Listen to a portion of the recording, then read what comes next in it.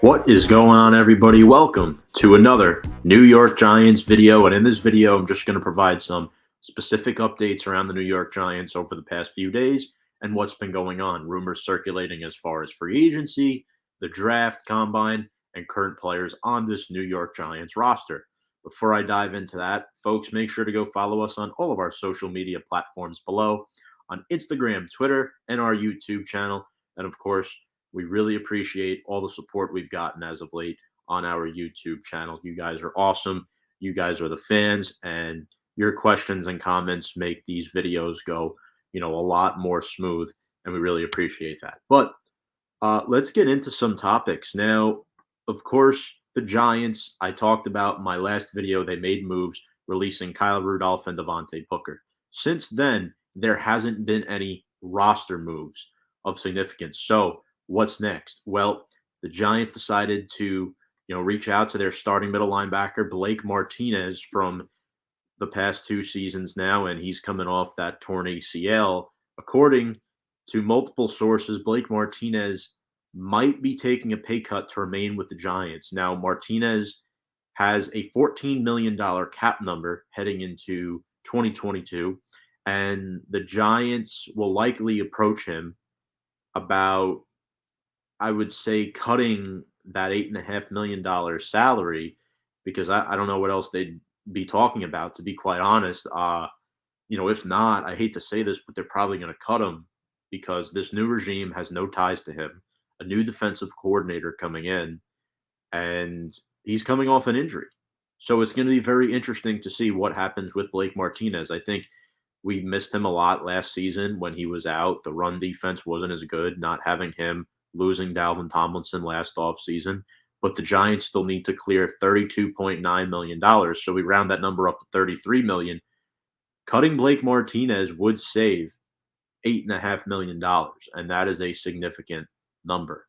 I would much prefer for him to take a pay cut to stay with the team because his value is down right now. You talk to Blake and you say, hey, your value currently is this due to your injury this past season, and this is likely what you'd make in free agency from other teams. Now, he would only be a free agent if the Giants were to cut him. So the Giants hold that deck of cards in their hands. But this is trying to convince Blake to take that pay cut momentarily, or you could extend them for a year to even out some of that money heading into this next season. So I think it's pivotal the Giants keep Blake Martinez on this roster because you don't want to blow everything up on defense, because there's already rumors about James Bradberry and his value. He would equate for a third-round pick. And for a quarterback like James Bradberry, you want to get value for him. You don't want to just cut him, even though he saves $12.5 million around if the Giants do decide to cut him. So it seems like an obvious player to move on from, being the depth and the youth at the cornerback position. But when you have a player of that value, it's really tough to just give him up for nothing. I think James Bradberry is much more likely to be dealt this offseason before, or rather than Saquon Barkley. That is, I think Barkley will stay with the team in 2022. I think Bradberry, unfortunately, is on his way out. Another player I want to talk about is Sterling Shepard. So Blake and Shep are the two main players I want to talk about in this video. Now, according to Film Talk Football, the Giants wide receiver Sterling Shepard will likely take a significant pay cut to stay with the team.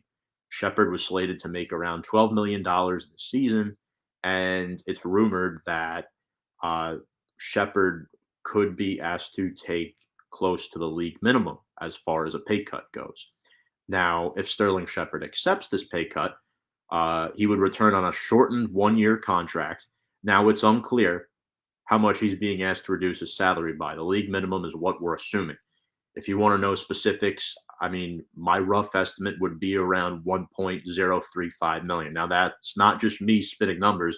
That is what the league minimum is for a guy like Sterling Shepard. So this guy was originally slated to make $8.475 million. So you're talking about nearly a $7.5 million difference. And as I mentioned a few moments ago, this would also cancel the final year of his contract. Sterling Shepard is supposed to be on this Giants roster for another year after next season. So by doing this, Shepard can hit free agency next March when he's fully recovered from his injury. Because the injury, I mean, he was dealing with injuries all season long. He's been dealing with injuries his whole career, quite frankly. But the one he suffered towards the end of this season was brutal. If Sterling Shepard accepts the pay cut, the Giants would save $7 million. If they were to cut him right now, they'd only save 4.5. You want to try to approach the pay cut method first because you're keeping a guy of value who's a leader. He's the heart and soul of this football team. He is the longest tenured player on this Giants roster. So you definitely want to make an attempt to keep him around if the price is right. No pun intended. Now, this is very unlikely, but the other option is to keep Shep around until post June 1st and then release it, where the Giants would save $8.5 million. But that does no good for the Giants come free agency. Joe Schoen is not going to wait to clear another $33 million after the NFL draft, especially after reading multiple articles. And I believe this came from overthecap.com, estimated that the Giants will need $12.5 million for the NFL draft, especially since the Giants currently own the 5th and 7th overall picks. So it's going to be interesting to see what happens right now. The Giants are still over the cap at the moment. They are not even or under, and Schoen wants to clear another $33 million. And, you know, it's March 5th. Free agency starts March 16th. Folks, while I have a moment, just want to plug our sponsor. We're proud to announce our new partnership with BetUS, America's favorite sportsbook, serving customers for 25 plus years. Bet on all of your favorite sports. You can use our promo code below. That is JOIN125. There it is. And basically, you get a 125% sign-up bonus up to $2,500. You can bet on the go, anytime, anywhere on your mobile device. Get fast payouts and enjoy live betting where you can bet during the game for the early and best lines. That's BetUS, where the game begins. I am really excited now to talk about free agency because there's been a lot of rumors circulating.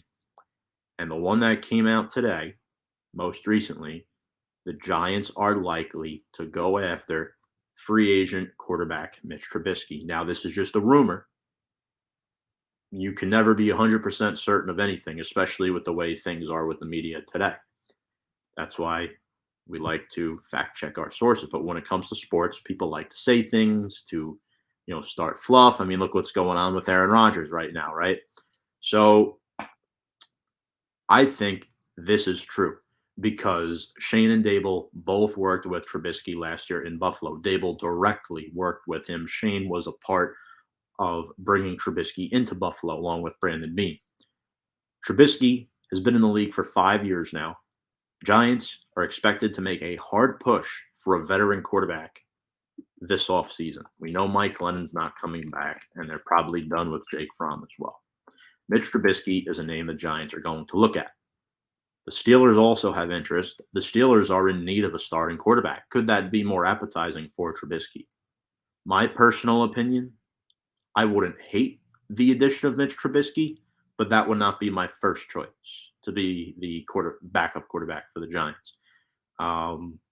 Now, Trubisky spent 4 years with the Bears. And look, a lot of people, have this sour feeling about Mitch Trubisky. I'll be blunt. Mitch Trubisky is not a bad NFL quarterback. The problem a lot of people have with Mitch Trubisky is he was drafted second overall in 2017 by Ryan Pace and the Chicago Bears and had to live up to the hype of Deshaun Watson and Patrick Mahomes and has been unable to do that so far. However, what he has done, he's accumulated a winning record starting-wise throughout his first 5 NFL seasons. Granted, all of his starts came in the first 4 years. He didn't start a game last year. Trubisky led the Bears to the playoffs twice in 4 years. So, again, you can credit their defense and whatnot, but Mitch Trubisky has done a solid job. I'm not so sure if I want Trubisky to be in Big Blue, but I wouldn't mind it. It could create some good competition at the quarterback position. I think if you're the Giants, you're looking for a veteran, whether it could be Trubisky. I think Jacoby Brissett would be a more affordable option. I think Dalton would require too much money. I don't think the Giants would look at him, but I think Mitch Trubisky and Jacoby Brissett should definitely be the top two options for the backup quarterback position. I would lean Brissett because it's a more cost-effective deal, and I think it would be a good backup bridge quarterback to have to step in and be a veteran presence on the bench. But I wouldn't mind Mitch Trubisky either. So moving from free agency to the NFL draft, the Giants had a formal interview with Oregon star defensive end Kayvon Thibodeau this past week. Now, there were videos, there were social media tweets, there were reports that Kayvon Thibodeau would love to play for the New York Giants. And the Giants asked him, if you're not the star, if you don't have a sack 5 games in and you're not the star, how are you going to handle that media critique? Are you going to lash out, and are you going to let that affect your game? And Kayvon Thibodeau, I thought, handled it pretty well. Embrace the New York market. You never know until a player gets into the New York market that they can handle it. But Thibodeau seems like the type that is willing to take on that risk. I do think he would be an intriguing prospect. His length is insane, and he beats a lot of double teams. He knows how to stunt inside, fool offensive linemen, and he can get to the quarterback, which is very important from a player like that. And I think he would fit nicely in Wink Martindale's defensive scheme. So there seems to be mutual interest between the Giants and Kayvon Thibodeau. A lot of people are saying they'd rather double down on the offensive line or they'd rather double down on defense. The question is, will the Giants do neither of those and take one defensive player and one offensive player at 5 and 7 if they stay put? I think whether or not the Giants trade down in the draft, they'll have 2 first-round picks. I just don't know what they're going to do necessarily. Joe Schoen does have a track record of drafting defensive players early in the draft, even though a lot of people do want offensive line help, including myself. But, guys like Chris Snead, Dave Deal, 2 of our, best drafted linemen over these past 2 decades, neither of them were first-round picks. So we'll see what happens. We'll definitely see what happens. The Giants also met with 2 cornerbacks, Ahmad Gardner from Cincinnati and Derek Stingley Jr. from LSU, who I just brought up. Now, Ahmad Gardner, known as Sauce Gardner, played in the college football playoff this past year for the Cincinnati Bearcats, and he didn't get targeted much this season, and that speaks to volumes how good he is. His stats weren't as great because teams were avoiding throwing to him. They were throwing to the other corner on Cincinnati or in the slot. They were avoiding him. Ahmad Gardner is that good of a corner. I think he fits the scheme pretty well that the Giants present.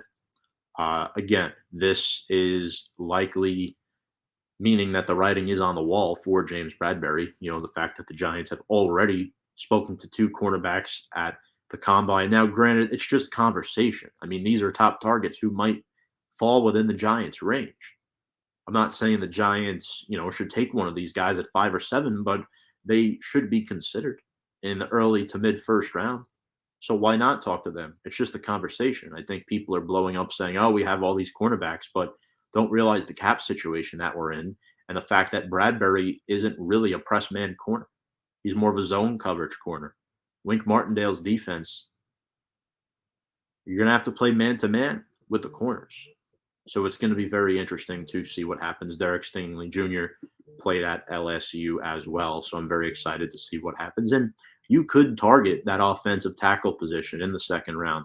I do like Trevor Penning from Northern Iowa. I don't know if he falls that far. Max Mitchell as well from Louisiana. So those 2 guys will be good prospects to talk about. And again, who knows what the Giants will do this upcoming draft. Folks, if you like what you watch, make sure to subscribe to our YouTube channel. Give this video a thumbs up. Share it around. Really do appreciate it. Remember to follow us on all of our social media platforms below on Instagram, Twitter, and YouTube at Big Blue Avenue. Without further ado, let's go Big Blue.